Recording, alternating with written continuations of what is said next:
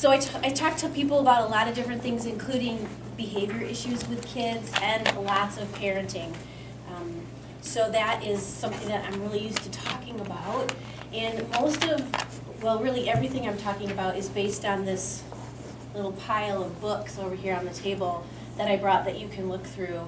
But I took like snippets from all of them, really. The one, though, that if there was one book you were ever going to read in your whole life regarding parenting, it would be this one. Take my word. It even has pictures, which we like. Cool. I know. Who's it? Stan's book.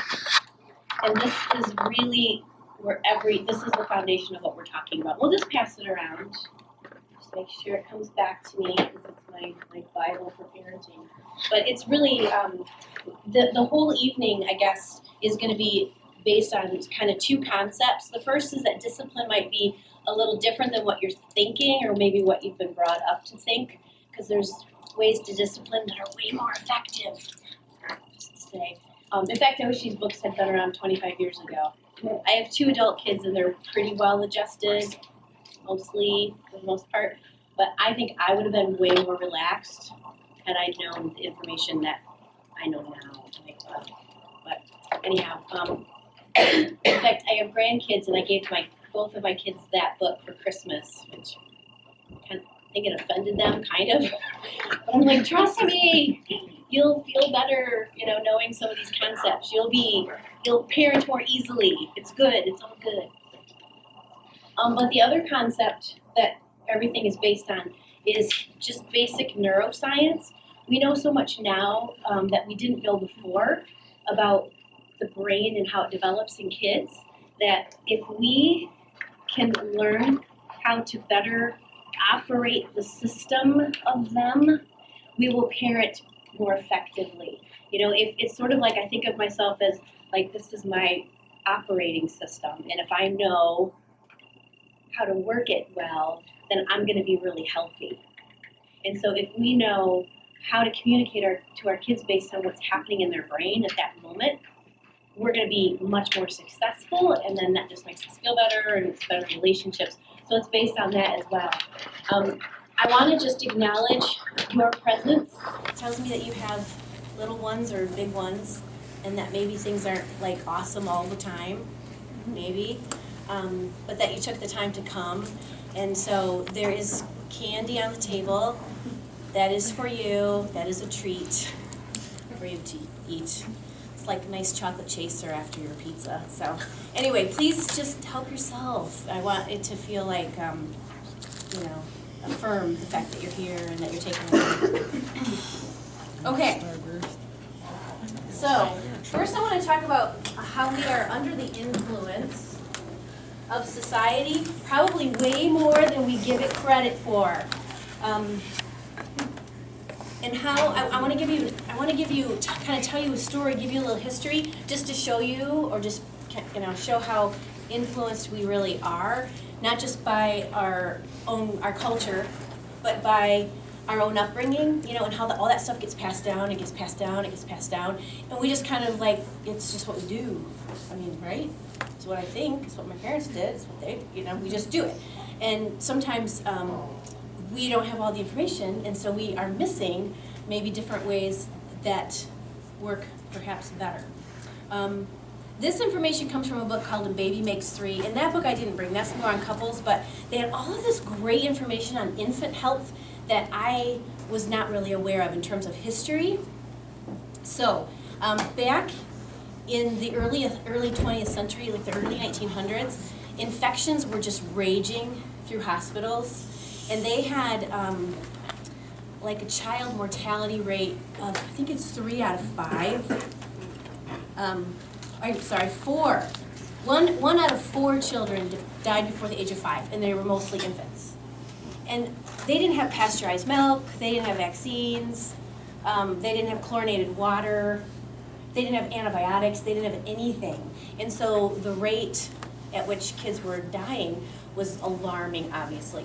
And so what the medical community decided to do was to quarantine because they didn't have any other ideas, right? I mean, it makes sense. So you put all the kids in one little room and you're not allowed to be near them, and we'll see if that works. And indeed, it actually did work to a degree. So this is just a picture I found. This is out of North Carolina in the early 1900s. This was actually a ward where they kept kids that were dealing with tuberculosis. So the medical community were like, yay, you know, we've cut down on these deaths, so this is really good, so we quarantine our kids. At the same time, there was this American psychologist named John Watson, and he came out with information about what he termed tough love. And he actually coined the phrase spoiling children. And according to this psychologist, if we connected with our kids emotionally and sort of like really, you know, touch them and love them and be with them, that we were raising these like spoiled monsters, and they were going to affect society as a whole because they were going to grow up and be the next criminals. And then, right, this was his idea. He actually said in his writings that spoiling meant to pick up an infant when it was crying, so you don't do that. You leave the baby, you leave the baby. You never allow an infant to fall asleep in your arms. Not okay. Don't do it. And if a child did something that was worthy of praise, that you just sort of like kind of, you know, you don't want to give too much. Don't give too much praise because it's going to turn these kids into these, like, I don't know for sure what he thought. Now, the medical community really liked this guy because he was reinforcing this idea of disconnection from our kids, right? It sort of was like, yeah, we don't want to, don't be touching your kids, don't be holding your kids. And I'm not kidding. At one point, the medical community would encourage parents not to touch their kids even when they weren't sick, just in case, because we don't want to spread disease. We don't want this stuff to happen. So in the 40s, it was standard practice to let parents visit their sick children 1 hour a week. So can you imagine if your child was really ill in the hospital and you saw them 1 hour a week? But that was standard. That was standard medical practice at the time. Okay, so this kind of worked. But then the doctors noticed a new problem, and that children who were in these wards might get better for a minute, and then they suddenly, for no medical reason, got worse. Like they became listless, they weren't smiling, they weren't laughing, they weren't connecting, and they had no idea why. They're like, we don't know. There was not a medical reason for this. So about the same time, World War II began, and in England, because of all the bombings in London, 700,000 children were shipped out to the countryside because there were such bad conditions in the city of London at the time. So obviously you want your kids out of there. So people were shipping kids to relatives and friends and anybody outside of the city. And there was a gentleman, John Bowlby, who was also a psychologist, England. I think he was out of England. He started to notice that the kids who were shipped to the countryside were showing the same symptoms as those children who suddenly, for no medical reason, began to become really listless and depressed. And actually, there were some deaths. And his idea was, hey, these kids are grieving the loss of connection with their parents. Well, this was a radical idea, and of course, nobody listened to this guy. Nobody listened. And it wasn't until after the war that John Bowlby got together with Jane Ainsworth, and together they did a bunch of research that proved that this was true, and that theory that they tested is now what we know as attachment theory. And everyone is, anybody in kind of the medical community now is taught attachment theory because it really proved that we are wired for connection. It's the way we're built. We have to be connecting. We have to be touching and seeing and talking to. It's super important. So to show this point, to kind of give you one story on top of this, In the early 90s, there were twins born in Massachusetts. And they were 12 weeks premature. And so the way that medical community dealt with these like real tiny preemies is they each got their little incubator, right? And there was the one sister who was a little bigger and the one that was a little smaller. And the smaller of the two started to really struggle. And her vital signs were, declining. Her heart rate was really rapid. And they were really concerned. She got to a point where she was in critical condition, and they tried everything that they knew how to do at the time, and nothing was making a difference. Well, there was this nurse who happened to be on shift, and she had read about this thing they were doing in Europe that the United States was not yet doing. And so she got parental permission, and she took the little one and put it in the incubator with the big one. And immediately, the vital signs started to change. The heart rate slowed, breathing settled, and the bigger child, the bigger of the two, literally put her left arm around the little one. Like, no kidding. There was a journalist who was there at the time and saw this, and so caught this picture of these babies. So that's really them. And the little one completely recovered, and they're both healthy adults. And that changed the way that medicine started to treat tiny, tiny babies, twins. They started putting them in the same incubator when they needed to, because that was such a powerful realization for the medical community to see. But oh my gosh, we truly, truly are wired for connection. So that's like the foundation, okay? We are wired for connection. This is critical. This is really important. So I had this really funny video clip to show you, but it's not working. Oh, son of a biscuit. I know. I don't know if anyone saw the movie My Big Fat Greek Wedding years ago. It's one of my favorites. But the father in the movie, he's always like coming up with how every word in the English language can be tied back to the Greek roots, and then he'll like make this big long explanation that's ridiculous, and then he'll say, there you go. And so it was just funny. I thought I'd show you. But look it up on YouTube. If we look at the root of the word discipline, it's actually Latin and not Greek. But it goes back to the 11th century, and it means teaching, learning. That's what discipline means. That's the root of the word. And if you look at the root of the word, or you look at the word discipline, it's disciple, so that's student or pupil.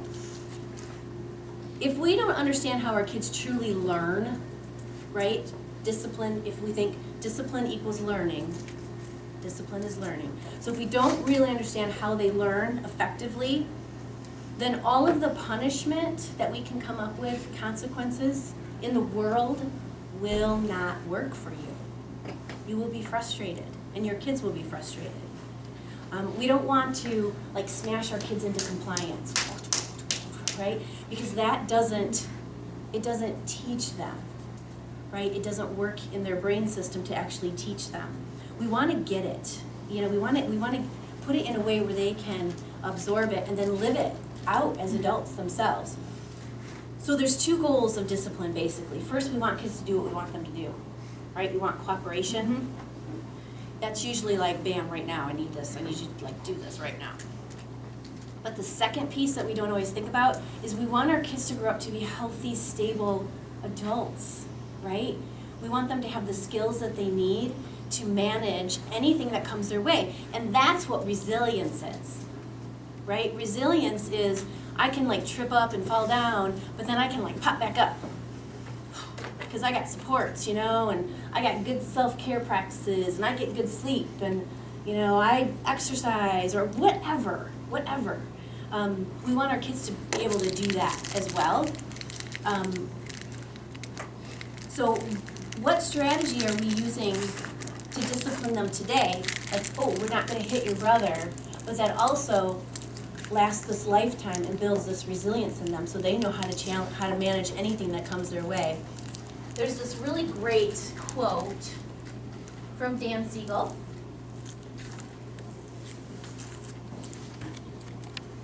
The research is really clear on this point. Kids who achieve the best outcomes in life, they have parents who raise them with a high degree of connection and nurturing, but they also communicate and maintain clear limits and high expectations. Parents are consistent while still interacting with them in a way that communicates love, respect, and compassion. And as a result, these kids are happier, do better in school, get into less trouble, and enjoy more meaningful relationships. So isn't that kind of the point, right? That's really what we want for our kids. So when it comes down to connecting and figuring out how to discipline in a way that they learn, first step is that you have to calm down. Don't offend anybody. I should say we have to calm down.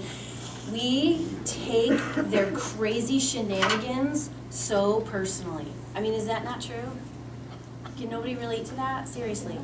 Like my kid throws a temper tantrum in Walmart and I'm like, oh my God, I hope nobody sees me. Stop it, shh, I'll give you candy, Right, we do that because it's like, it's this personal reflection. No, it's just my kid having a fit. I'm going to, I'm getting some eggs, dude. I mean, it's like we don't have to be so emotionally tied to what they're doing because I'm not them. They're not us. What we want to do is be able to communicate with them in a way that works. But we can't if we're not calm. And I will show you why. So this is like gold. When you understand how the brain works, life is better. So let me just show you. This is on the back of that paper also. And it's even in color. So that it's just really easy to look at. Okay. This is the main reactivity center of the brain, these different places. There's 3 of them. Brain stem, and I'm going to do the hand model of the brain because you can go home and teach your kids this. It's very effective. They're doing this in all the schools. It's all the rage. So brain stem, like this is my brain here, cortex, right? Brain stem. Brain stem is survival, basic stuff. This part of the brain is intact, fully developed at birth, right? This is your heart beating, digestion, blinking, swallowing. This is all that stuff that is automatic, that keeps us alive. I don't have to think about it. I'm just living because my brainstem's doing a good job. Of course, it's also fight, flight, or freeze if I believe that I'm in danger. That's what kicks in and adrenaline starts to pump. And we can run, we can fight, or at times we actually can shut down, which can be protective as well. That's why people will say, my kid just flips a switch. Yes, that is actually their brain operating correctly based on what they're experiencing or what they're perceiving. So, prefrontal cortex up here. This is the thinking brain. We like this part. This is good stuff. This is rational thinking. This is problem solving. This is impulse control. Who needs a little more impulse control in their life? This is empathy. This is insight. All that good stuff that we want our kids to know and to do. And we're adults with fully developed brains, and we have trouble when we flip our lid. Breathe. Yeah. Listens to music. Okay. Nice. I hide in my kitchen. Hide in the kitchen. Remove yourself from the situation. Yeah. Yeah. Anything different from you over here? Praying. Dear God, please don't let me kill my child. Yes. So whatever works for you is whatever works, right? Breath work is huge.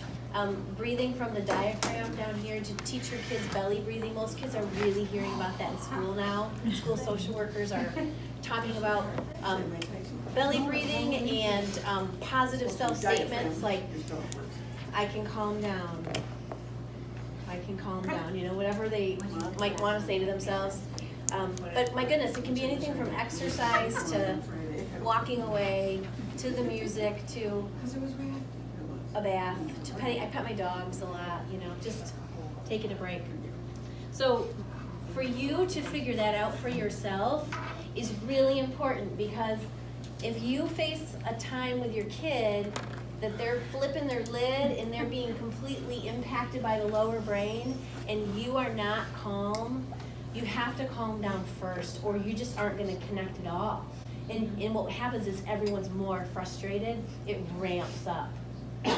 So just be mindful. Like, this is not my fit.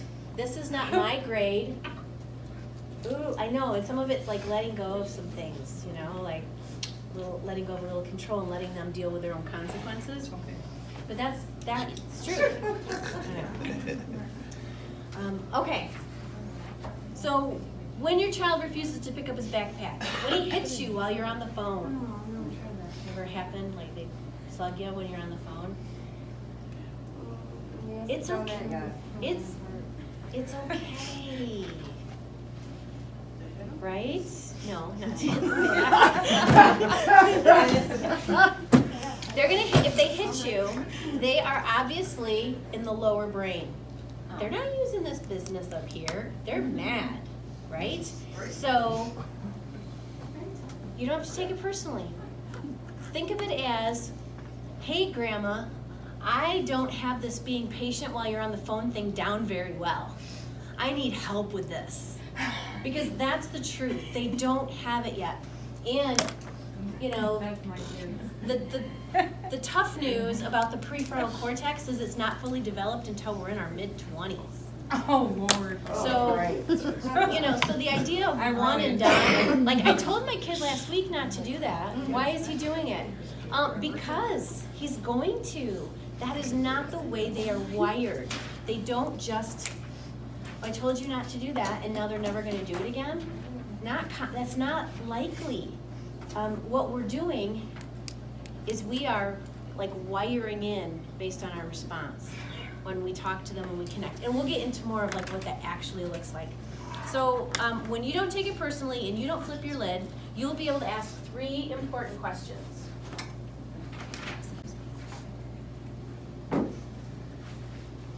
Okay, the first one is, in your very calm brain, you're gonna say, so why did my kid just do that? Gosh, it could be a million things. Are they tired? Are they hungry? Did they have a hard day? Are they worried about a test? Did their friend just say they don't want to be their friend? Did their 5th grade boyfriend break up with them? Oh my gosh, right? It could be so many things. But typically, folks, it's not about you. It's not about me. There's something happening, and then it's coming out. It's coming out at home. Oh, yeah. So we want to ask ourselves, be curious. Sometimes they're just so tired that you're like, there's nothing I can do with this kid. He's just tired, you know. And so you just have a gentle, compassionate next hour, moving them toward bed, knowing that they're gonna just maybe not be pleasant. They're tired, you know. That's what they've like been spent. They've hit the wall. The next question that you can ask is, what do I actually want to teach them in this moment? Do I want to teach them not to hit their brother? Do I want to teach them that they need to share? Do I want to teach them that sometimes friends are mean to each other and most likely it will be okay? Do I want to teach them that if I catch you, you know, if you're on your phone in the middle of the night, then probably, you know, you're probably not going to be able to have your phone in your room at night. You know, what do we want to teach? And you want to remember that you're teaching for today, the moment, the cooperation, but you're also teaching for that lifetime. So what am I teaching that's going to really impact them as healthy adults? The next one is, how do I best teach the lesson? And this one, takes the most thought, I think, because you have to think about, well, how old are they? And are they tired? Why did they do it? And did they really know, like, did they really get that if they pop the balloon in the dog's face, it's gonna yelp and poop on the floor? Like, did they really know that that would actually happen, right? I mean, we have to consider that. It's not necessarily like this premeditated, torturous child. How can I just create complete havoc in my home? It's not typically what's going on. It's So- only a personal experience. Somewhat. So we want to be able to ask those questions. So here's the caveat to all of this. You won't get that right all the time. Is that a shocker? No, we're not gonna get it right every time. We're just gonna do the best we can, right? Do the best we can to stay calm and to consider those things. Wonder what's going on with them. But we're not gonna get it right, because we're gonna be tired, and we're not gonna always be able to keep our lid down. So think of it as a practice, just like anything else. Like we build our muscles and stamina and, legs and through workouts, and we learn how to play piano better by practicing. I mean, everything is practice. This is practice too. You're not gonna just like, okay, I got it. Ooh, it's all good. No, we'll have moments. So you have to be very compassionate with yourself, knowing that this is okay. And we're getting there. So let's look at your kid's brain. We have some basics, right? The foundation to everything is connection. That's gonna keep coming up. We gotta be able to calm down first, because now we understand a little bit about what the brain's doing. And then we wanna be able to ask those questions, because every moment and every kid is very different. There's not one situation that's exactly like the other situation, not usually. So what do you need to know about your kid's brain?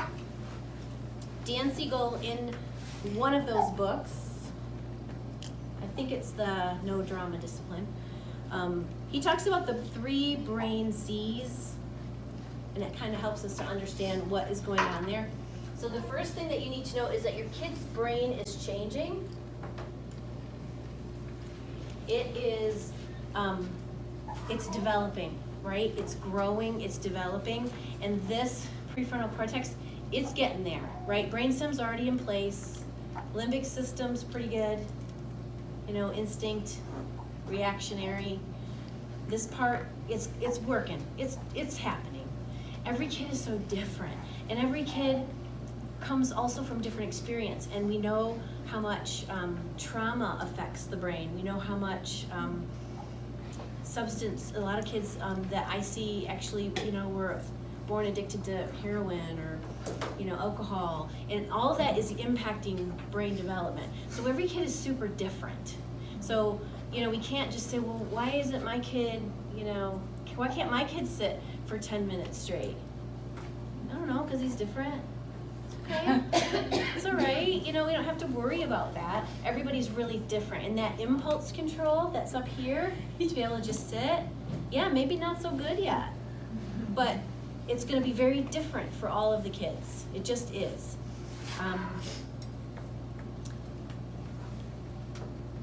Let's see. Because this is not fully developed, we have to remember they're not fully capable of sitting still, managing impulses, of not, when you think of impulse control, that's when it's like grabbing the toy out of someone's hand, or even saying no to a cigarette on the playground. I want to be accepted, impulsive, okay, I'll do it. That kind of stuff, right? That's all in the process of being developed. So it goes, again, back to that idea that it's never just one and done. So when the toy goes flying across the room, smashing into the window, and we say, that's really just not a great idea, and we deal with it, as we'll talk about in a minute. If it happens again, we say it again. Because every time we do, we're wiring that brain, throwing that toy causes damage, it's not a great idea. And I always have consequences, I have to pay for the window or whatever. but think of it as wiring it in. It doesn't happen overnight. In fact, I have an example. This is my buddy Max. It's my grandson. He's so cute.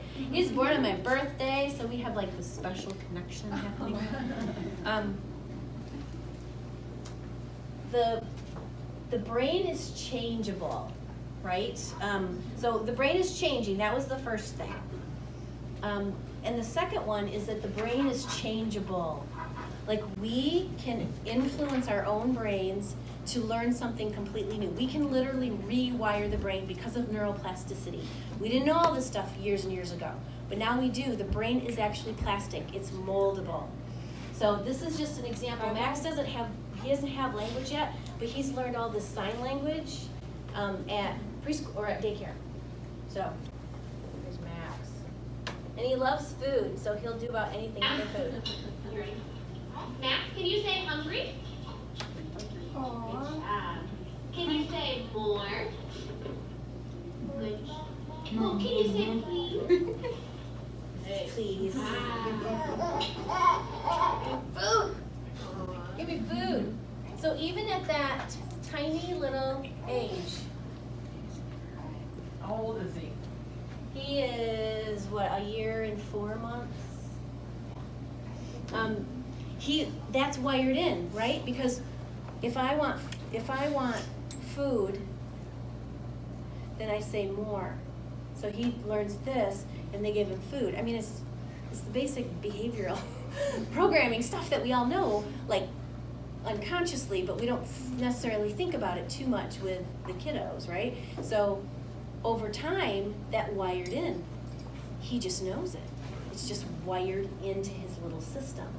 That is why it's good news for us, because this is why, people in their 90s are learning foreign languages. For a long time, way back, we really thought that once you hit a certain age, your learning ability was kind of over. It's like, well, you're done. It's done. It's too late. You're like 42. It's over, kind of thing. And that is not true. The brain is not this static, hard piece of whatever. It is absolutely moldable. And the way that works is you've got neurons. Those are like the main cells that are in the brain, and they talk to each other, right? So,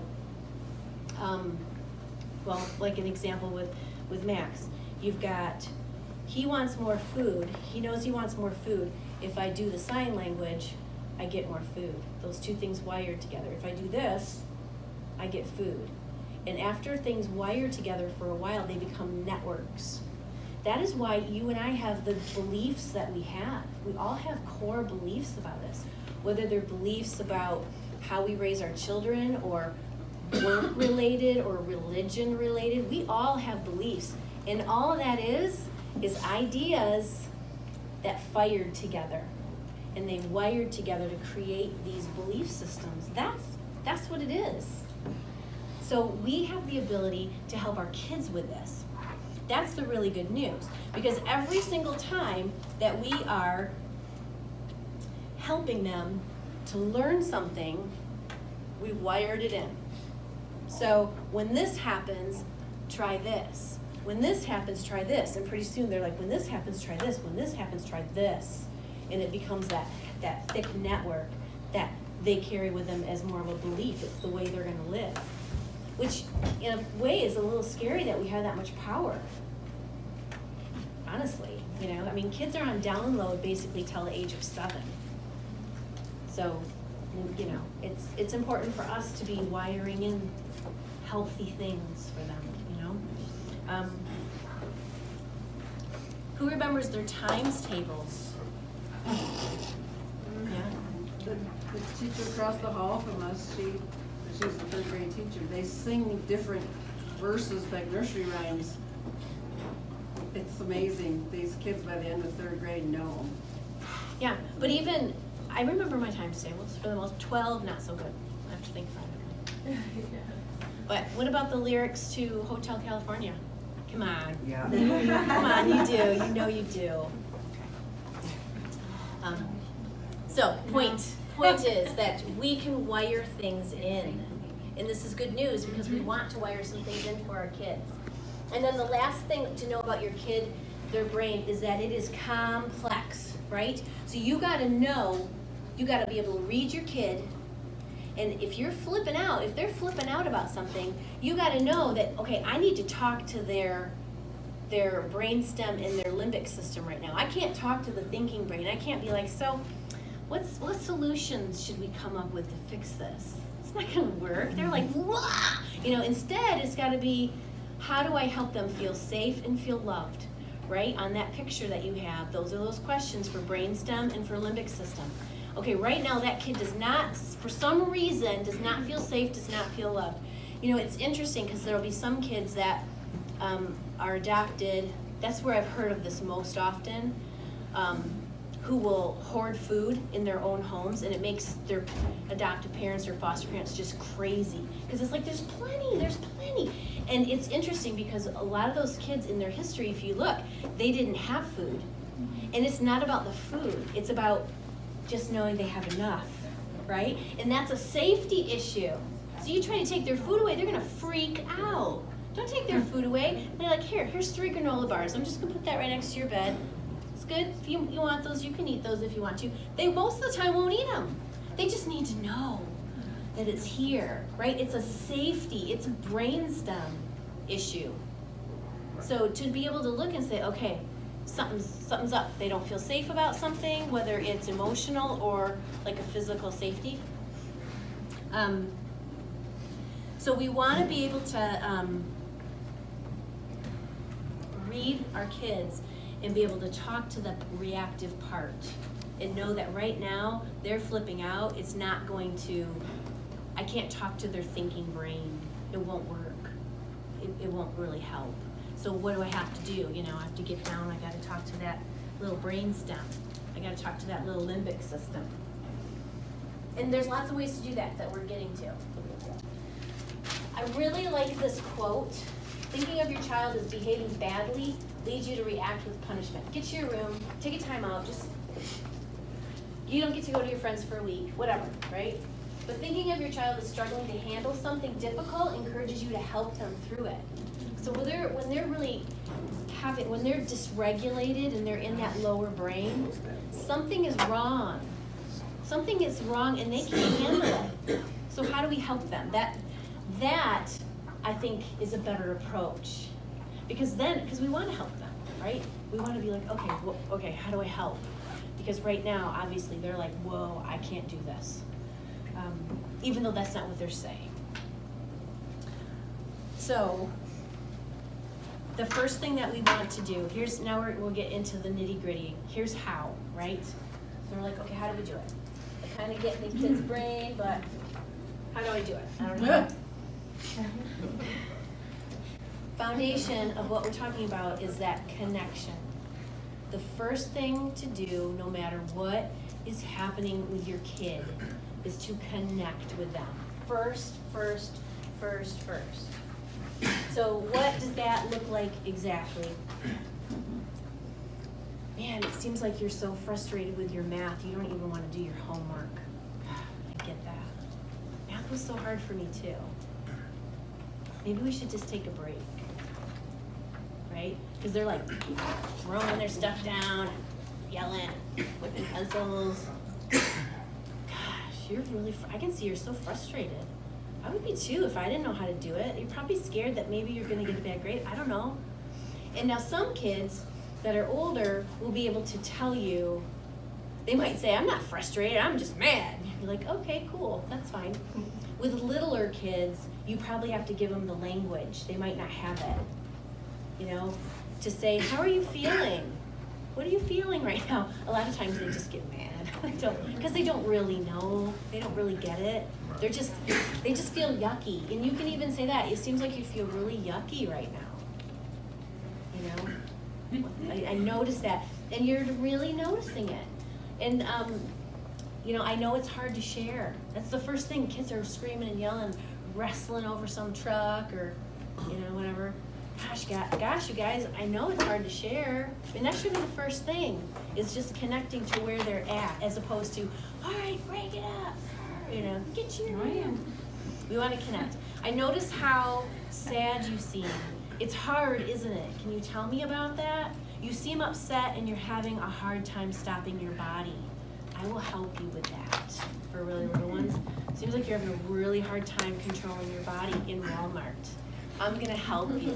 I'm gonna help you with that, right? It's so much less, they will react less to that than, all right, that's it, you're going to the car, we're never coming to Walmart again, you know? That just causes them to react more, as opposed to, you're really struggling, and you know what, I'm here to help you. I'm your mom, I'm gonna help you, it's okay. That typically will work better.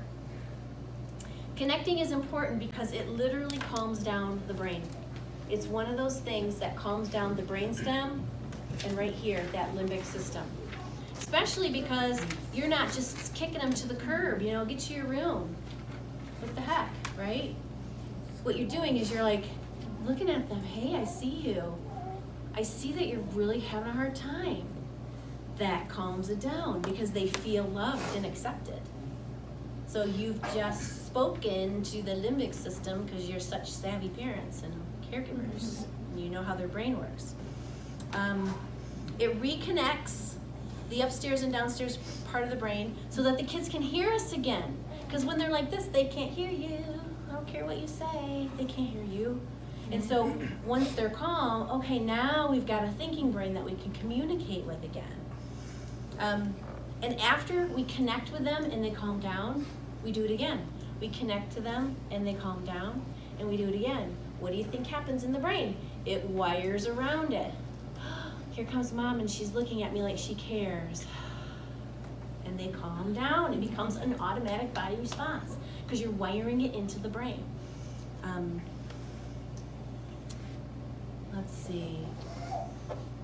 Connection, and of course, connection also just deepens the relationship with your child. I mean, that's kind of like the no-brainer part of it. So then, at this point of connection, here's where I strongly suggest that you offer a break if you need one.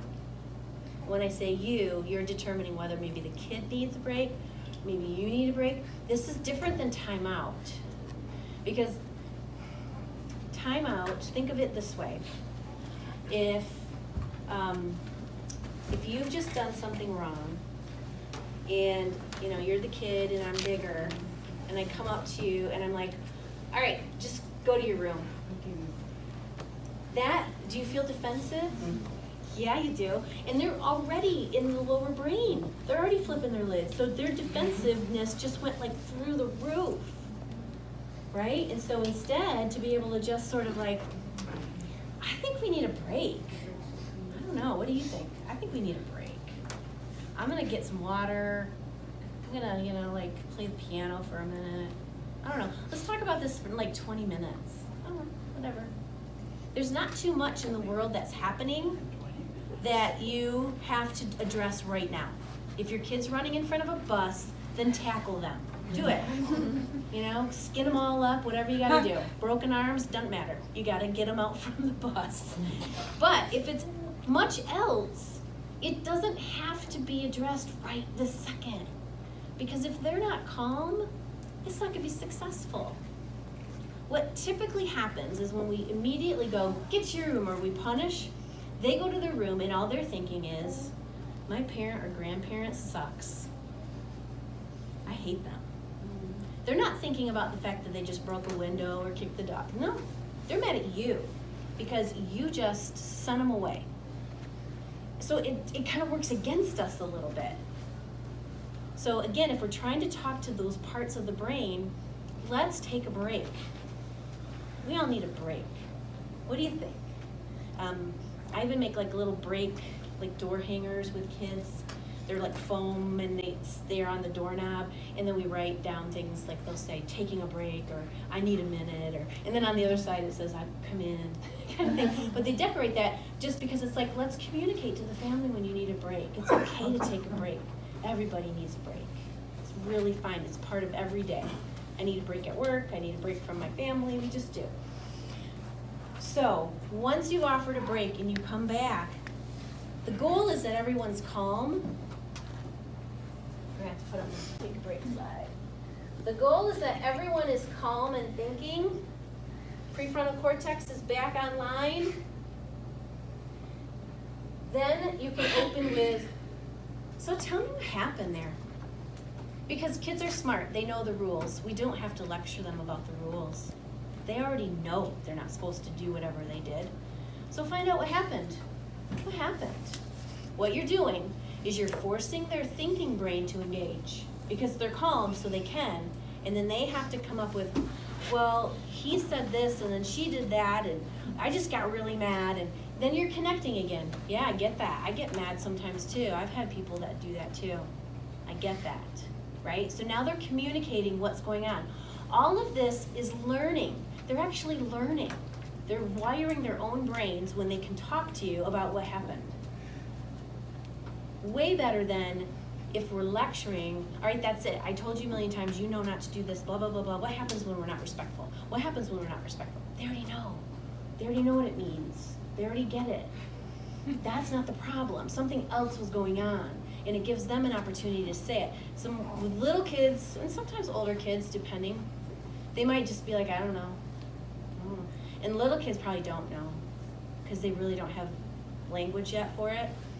That's when you can say, well, it seemed to me like you got really mad at your brother, or it seemed to me like you wanted to go to that party so bad that you snuck out, or it seems to me, just what it looked like. You know, what do you know, am I right? What, am I close? And just to have some dialogue about it. So that's the first question, which goes right into, so what in the world could be different next time? Because obviously that didn't work out, right? That didn't work. So what do you think could be different? This is where intense learning happens. Well, I could have come and told you. I guess I could have called you to pick me up from the party. I guess I could leave my phone in the kitchen so I'm not tempted to be on it till 2 in the morning and then grumpy in the morning. You know, what could be different? What are your ideas? Get their ideas. This is learning because what they're doing is they're using their thinking brain to generate it themselves. This is wiring it in.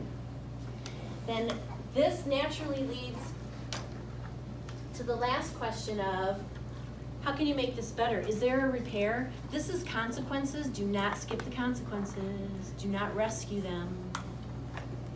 They have to deal with their consequences. Whatever it is, which is so hard. Maybe they fail a test. You know, I got a kid who's got anxiety and she doesn't want to go to things like choir concerts. So she asks her mom to call and tell them I just can't come. And I just said to the mom, that's not your job. She's not going to show up to choir. She can call her own teacher and she can tell her why she's not coming. She can do that. That's cool. She'll probably go to the choir concert. But, you know, it's okay to let them deal with it. It might be an apology. They might need to write a letter of apology. They might have to do extra chores around the house to make money to pay for the neighbor's fence or whatever. They might lose phone privileges, you know, or have limited phone privileges based on something if they're older, you know. But to talk about it with them. And is there something to repair? How do you make this better? Because what you do impacts the world around you. And so, again, you're teaching empathy. And that kind of learning is way more effective than just you're grounded for a week and I told you not to do that. Because you force their thinking brain to engage with you for every single step. So what happened? What happened with that? I mean, you know, we don't talk, you guys never talk to me like that. You know what? I don't get it. And let them talk. Well, when you said blah, blah, blah, it made me so mad. Ah, I get it. So I get that you were mad. I wonder how could you have communicated that with me better? What could you have said that might be more respectful, but like let me know that you were mad? Because it's okay if you're mad at me. I can take it. We can talk about it. Is there anything that needs to be repaired, you know? Anyway, does that kind of make sense? We can help our kids to calm down by communicating comfort, by listening to what they have to say.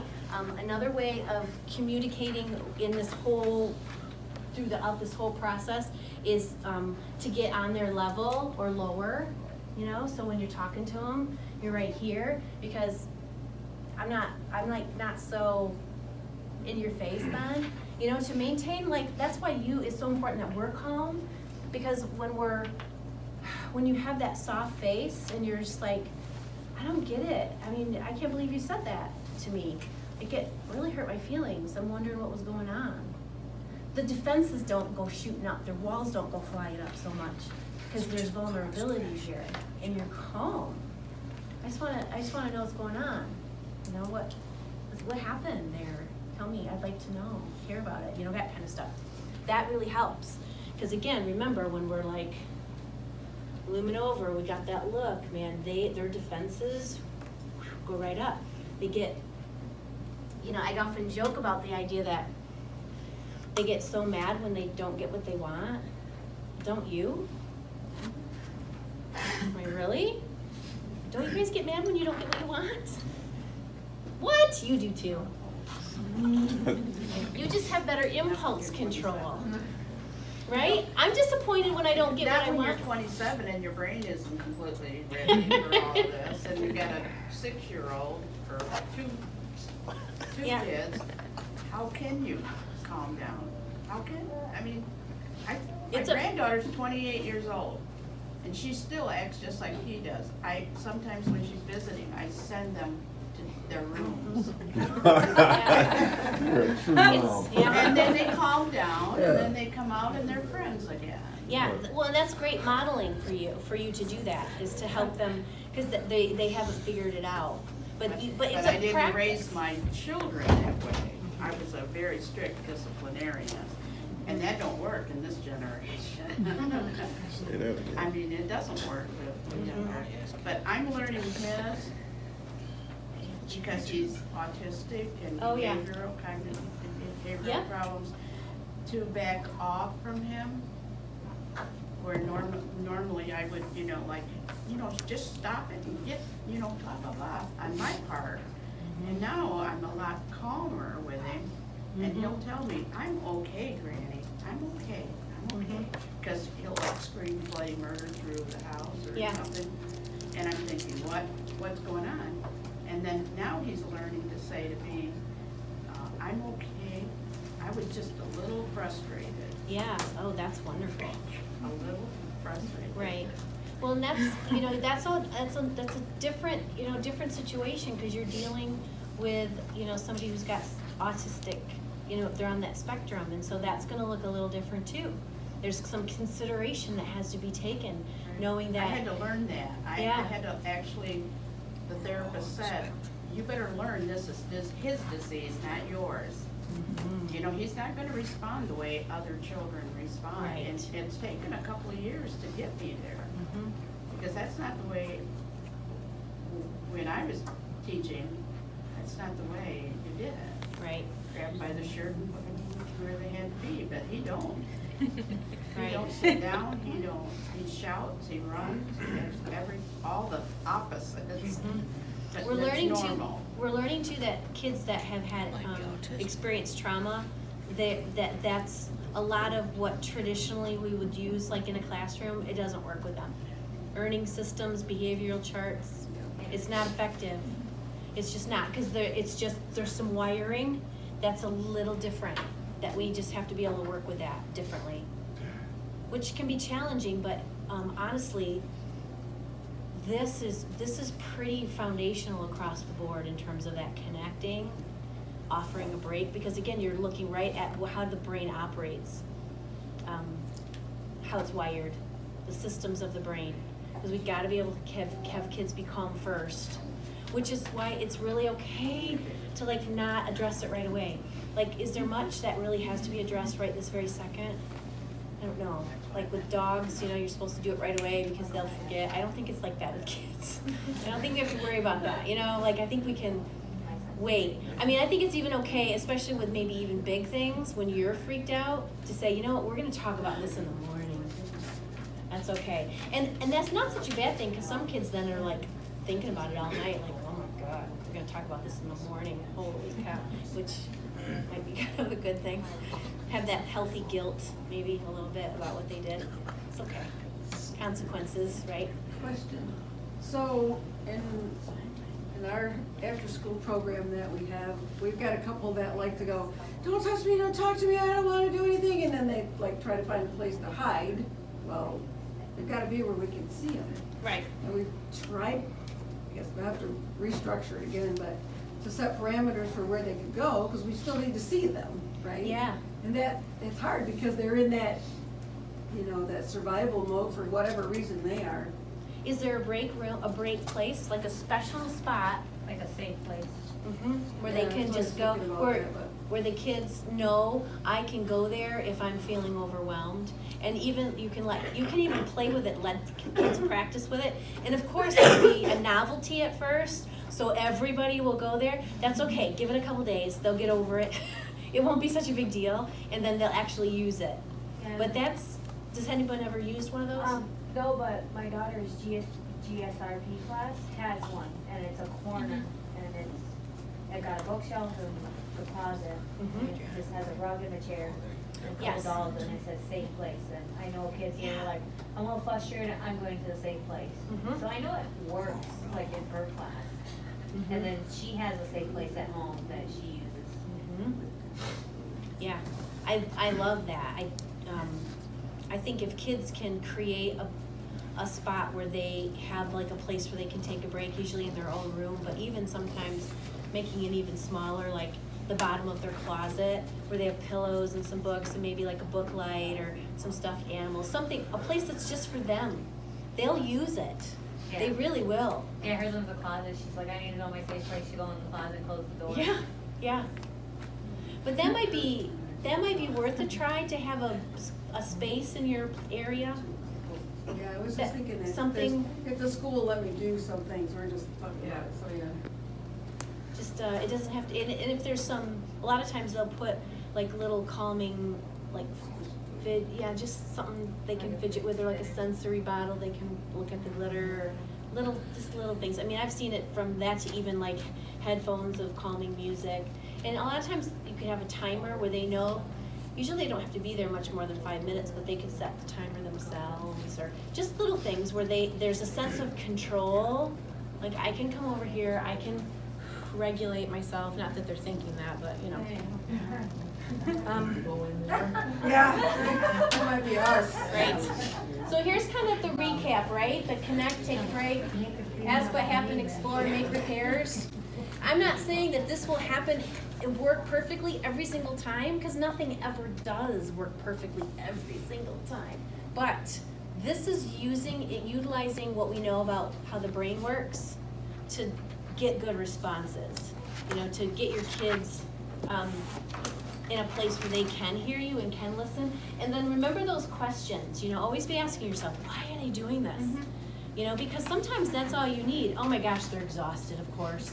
That takes all the pressure off. They're just tired. It's gonna be one of those nights. They're just tired. Let's just get through it. Let's throw in, you know, a movie, and let's, you know, cuddle in a cozy blanket and go to bed early. That's okay. You know, I think it's better to realize that and go with it than be frustrated. So the rest of the time, I just want to leave for questions, or, you know, I guess anything that you might have, or if you have a certain situation that you're frustrated with, or that we can brainstorm through, anything, if there is anything.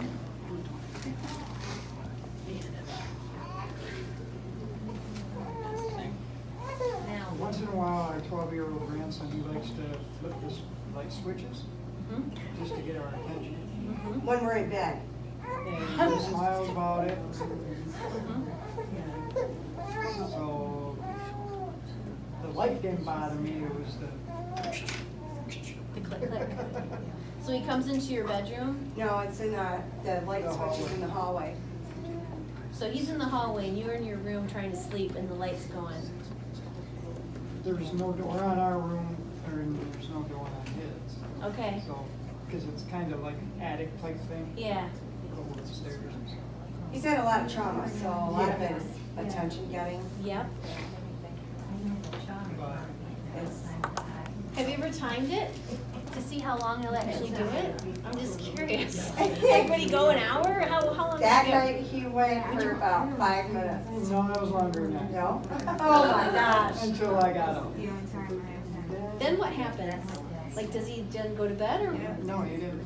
He ran into his room, cuddled up into the back of his bed, and just stared at me smiling. Yeah, It's like, yeah. Do you ever ask him, what do you need? What is it that you need right now?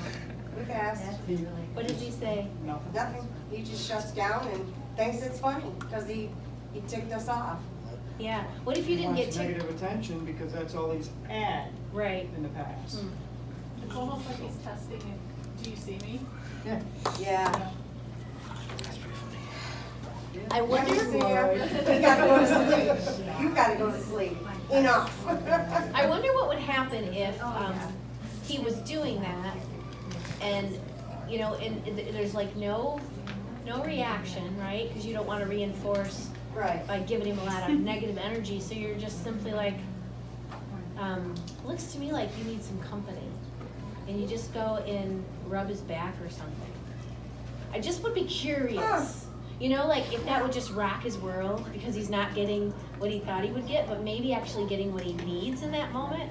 I don't know, that sounds like an experiment to me. Yeah. You know, where you just try We'll some, have to try that. just try some stuff and see, because he needs something. There's something Well, he yeah. wants in that A lot of moment. times when you don't acknowledge it, then it escalates higher. Yeah, Then he does something more. right, right. And with some, Just to yes. get my attention. Yes. With some kids, ignoring will extinguish it. But in other situations, it Yeah, this doesn't. one. It ramps it up. So you kind of have to know the kid and what Oh, works. no. And so maybe that, like, there's nothing to be upset about. It's like this, it's almost like a curious, like, wow, it looks like you need me right now. I'm here for you. You know, You and will know just, how to react to that. and just like sit with him for a minute and rub his back and just, you know, like there's nothing else has to be said. I wouldn't even say anything about the light switch. I notice that you need me right now. I don't know. Okay, But we can try it. We'll especially see. if there's some That's why trauma. we're here, is to figure out, you know, because right now he's in detention right now because he was beaten on ground. Oh, And okay. I won't hit him back. Yeah. Over a Because he's stupid had it thing done. that shouldn't have even escalated Mm-hmm. that high, and I was at work, so I couldn't Mhm. hear the problem, so. Does he live with you? Yes, we have legal guardianship right now. Mhm. It's He's gonna turn had- into full custody, so. Mhm. He's had so much trauma in his life that it's. It's hard for us to even explain things to him because he takes it as we're being mean and we don't want him to be happy. Right. And we're the ones not making good choices and Right. because he's had a lot of negative. Yeah. I wonder, like, just the question of how did that work out for you? So that he can come to his own conclusions. You know, so it's not, you know what I mean? So anything that, always think of it like anything that can make them less defensive. Because when the defenses are up, then they will not hear you. Because Right. now they're reacting again. So it's more of that, well, how did that work for you? I mean, would you want to do that again? Like, what were the pros or the cons? Or, I don't know, having a conversation more like just curious. He might actually come up with some of his own conclusions, like, that didn't work for me. I got in trouble or I didn't get to do something. Well, if that didn't work, do you have ideas that that you could try different next time? What could you try different next time then? If you didn't really like that, you know, you're like putting it on him Mm-hmm. and sort of forcing him to take responsibility for himself, but in a way that keeps him calm, Okay. you know, because you want the thinking brain to stay intact, or none of that will work. None of he won't hear you. It'll just be like, you know, you don't know anything. I don't know. So some of it's kind of experimenting. Always thinking, how do we keep him from being defensive so that he can hear me? You know, you want him to hear you. try that. See what happens. Probably won't know how to react because we're not acknowledging what he's doing. We're just diverting his attention. Especially with grandpa. With older kids too, you know, a lot of times they're dealing with consequences and we can connect with them through those consequences. For instance, let's say you've got even with him, let's say he's got friends that don't wanna hang out with him because he's being a jerk, right? So he's got friends that aren't hanging out with him. So then he's mad because he doesn't have his friends who wanna hang out with him. And so really, your response can be, it seems like you're pretty sad about that, you know? I would be too if my friends weren't talking to me, but you know, maybe they just need some time after what happened. They're still like, it's still his deal, it's still his problem, it's not your problem. Maybe they just need some time to kind of get over what happened. But in the meantime, it's super hard, I get that. I know it's hard. But, so you're still connecting and validating who he is, but he's not off the hook. He's gotta like get his friends to like him again. That's on him. Well, unfortunately, I have to restrain him sometimes because he does get violent. Yeah, one word can just set him off and it's like, so he does his thing and I walk out of the room. At first, when I had to restrain him, she would just keep on talking to him, and then it escalated more. Yeah. Then she got the idea, well, maybe I should just up, and then it stopped Right. after a while. Right, because, yeah, anything that you can do that will calm him down. Nothing needs to be addressed. Just Yeah, calm I just- down and address later. Restrain him, and I found that I don't restrain him around this way anymore, because he bites me. So I put his arms behind me. Does he have a weighted blanket? Those can be kind of nice, you know, because they have those, there's actually weight to them, so you put them on there, and it's grounding, so you're like, We'll have to invest in one. just to look at, I don't know how, but that might even be something, I mean, wouldn't it be nice if he could go and have that instead of restraining, like over time, to get to the point where when he's so out of control, hey, let's get you cozy in your blanket, or then you're, you know, I don't, over time maybe, Yeah. but to look at some of those that would ground him, so he would just calm down. Yeah, because I don't like doing it. No, I don't blame him, that's hard. Gotta do what I gotta do so he don't get after it. I can even just sit there and not even say anything to him, and he'll go off on a nut because I'll, like he has a tendency to be mean to our dog and cat, and I can see it. And I'll say, Julie, please stop being mean to my dog. He'll scream at me. I'm not being mean to your dog. Well, if you weren't, he wouldn't be yelping like he does, so please stop it. And then he keeps it going. He keeps it going. Right. Just so I get upset, and I just, Yeah, Julian, I only asked you to stop. I didn't ask Right. you to yell at me. yeah. So I wonder what's going on that you would be, not, I wonder why you wouldn't be treating the dog gentle right now. I wonder if you're feeling sad, or I wonder if you're frustrated about something. Just curious about that. You know what I mean? Because again, you're forcing a connection, which like might shift him out of that brain state of like, of just noticing. It's almost like, I wonder what's going on with you, buddy, because I can see that you're not very gentle right now. You know, so you're even using kinder words. You're not being very gentle right now, and that's important. I wonder what's going on. I wonder what you need. What do you need right now? How can I help? Do you need a snack? I mean, seriously, some of that stuff like shifts them right out of it, where they're like, oh, yeah, I'll have a snack. You know, and then you don't have to really talk about it, because he knows he's not supposed to be mean to the dog, but what you've done is you've shifted him out of it. Just, Yeah, this is just new to us because when our kids grew up, they knew when mom and dad said something, they had to do it. yeah, well, and there are some kids that totally works, Yeah, but not every kid. right. Not every kid. They're all different. Other questions, or? Yeah. So there's a kid I babysit, he's 3, and you can calm him down and be like, okay, so what did you do wrong? He'd be like, well, I hit him. And I'm like, why? He'd be like, because I want. Like, I don't know how to deal with something like that. I Yeah. brought it up with his and with his parents, and they're like, well, we think he has anger problems. Right. And Well, it's you, just- I got ya. Well, you know what he did wrong, Yeah. and he does, so you don't have to ask him, right? So Right, maybe and it's then more they're like, why are you in your why are you in the safe place? And then he'd be like, well, I hit him with a toy. Mhm. And Yeah. I'm like, okay. And then he thinks it's a joke to be like laughing, like swirling, and I'll get out of the safe place and do it right again. Mhm. Yeah, I wonder that just that question of I wonder why you hit today. I wonder if you're, I wonder what that's about. Cause I asked him, I'm like, do we need rest? Do you want food? And he's like, no, I just hit him. Yeah. And it's like, well, do you want someone to hit you? And he's like, no. I'm like, well, then don't hit him. Yeah. Mostly my son he's 1. so- Right. Well, remember too, that impulse control is all up here. So he's gonna be bad at that. So the whole, I just hit him, he probably did just hit him. Right. It's total impulse control based on instinct for something. So legitimately, he Well- probably did just hit him. Yeah, he hits him like, let's say if he's playing with Buzz Lightyear and my son grabs Woody on the other side of him, he'll go and grab Buzz and like hit him with Mhm. it because he wants Woody. Right, And I'm trying to teach him like, that's not okay. right. And in his mind, he just thinks it's okay. I don't, and it's been going on for months. I don't know how to get him to stop. Yeah. Well, so again, if you're thinking of wiring the brain and he sees a toy and he wants it, and what does he do? His response is hit. So he's created this network, right?